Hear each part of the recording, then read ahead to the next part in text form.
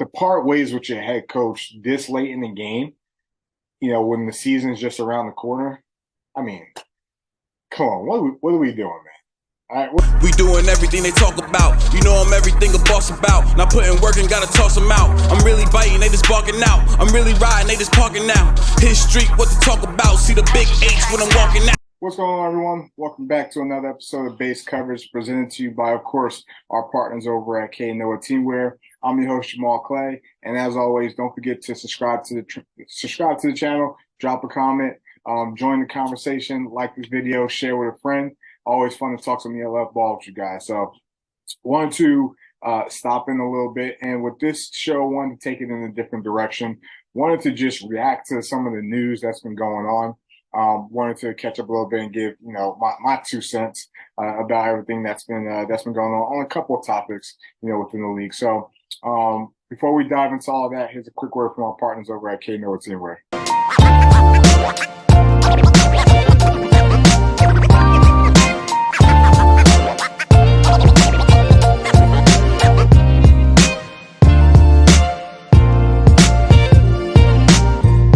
All right. Welcome back, everyone. So again, this show, I want to react to a couple of things that's been going on in the league, signings, and a couple of announcements, and just give my thought on it. So nothing too crazy, but first, let's start with the Frankfurt Galaxy. So one of the big things, they re-signed wide receiver Reese Horn.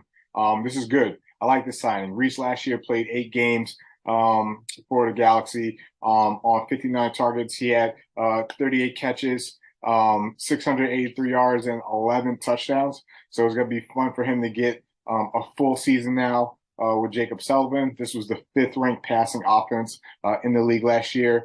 And he's going to join a receiving group that is actually pretty good in terms of like the chemistry and the foundation that's already there. Remember, they already have Nico Straman, that's been there. They already have Lawrence Ragler, Marcus Hackenberg, who they brought back, tight end Kevin Mwamba, who they bring back. And then they signed Nico Lester. Remember, Nico played defensive back for Barcelona the past few years. He's going to come over and play offense, which I think is more of a better fit for him. And now you bring back Reese Horn as well. So I like what Frankfurt's doing with, their offense, and we might see Jacob spread the ball a little bit around this year. Remember, last year he was hurt a little bit, so we didn't really see the year 1 production of Jacob. But re-signing, his go-to target, Reese Horn, is definitely a big move for the Galaxy. Next up, the Raiders signed linebacker Precious Agbivon. Precious, he played with the Stuttgart Surge last season. 79 tackles, 4 sacks, 1 interception. This was a good signing for the Raiders in terms of beefing up that linebacking group. Remember, they lost a couple guys last year. It was good to see them bringing someone that Malik Jackson, their new defensive coordinator, is going to have someone to work with, and someone who's had production in the league. I think he was 12th in tackles last year. So it's good that the Raiders were able to bring somebody in to solidify the middle of that defense. The Vienna Vikings, they're bringing back some homegrown guys. They signed a couple of D linemen, and Leo Ballo. Remember, he was one of the key defensive linemen for that Vikings defense last year. And they also signed Oscar Krenich. I believe I said that right.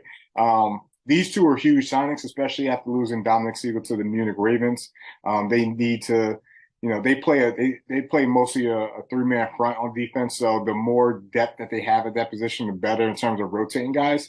And losing Dominic was a huge loss for them. But I'm glad they're able to bring some of those guys back who were key components of that championship run last year. All right. Lastly, Paris. Paris signs DB Cam Hilton. Looks like Cam played for the University of Missouri in the SEC. We all knew that, the secondary was the biggest question for Paris heading into the season. It looks like they solidified that by bringing Cam in. I still got some questions in terms of, the whole secondary and how they're going to play. But, Cam's a good start, and they also brought in some other homegrown guys as well. So we'll see. Speaking of DBs. The Wild Wild West got a good group of some DBs that I'm intrigued to watch heading into this season. So as far as signings, those are the ones that caught my attention over the past week or two. Next, two teams are going to have new stadiums. All right, we'll go back to Paris. Paris finally solidified their stadium where they're going to be playing their home games. I think the thing that I'm curious about it's a beautiful stadium, but I'm curious how that fan base is going to turn out. Not saying that it's a bad fan base, but it's a huge stadium, and you never want the thing to look empty, right? So I'm curious if they could have maybe a Rhine Fire turnout, maybe with a couple thousand, but we're gonna be interested to see, especially week 2 in that home opener versus the Surge. Next, Barcelona. Listen, the Barcelona fan base is probably one of my favorite fan bases in the ELF. Just like, the character, how much fun they have.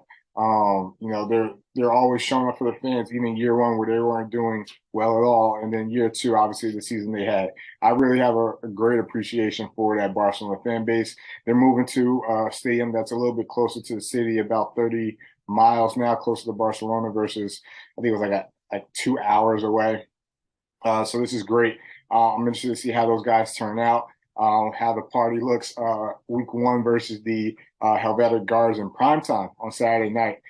So good for Barcelona for solidifying a new stadium. I think it's much needed. And we'll see what the turnout is. Next topic. Cologne. The Centurions. The Cologne Centurions have parted ways with head coach Khalil Carter.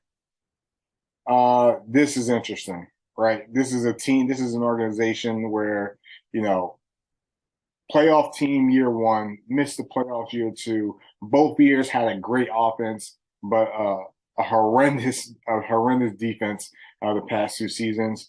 A team that is battling for recruits with the Rhine Fire, and obviously you've seen a lot of guys leave Cologne to go to the Rhine Fire this offseason. To part ways with your head coach this late in the game, when the season's just around the corner, I mean, come on, what are we doing, man?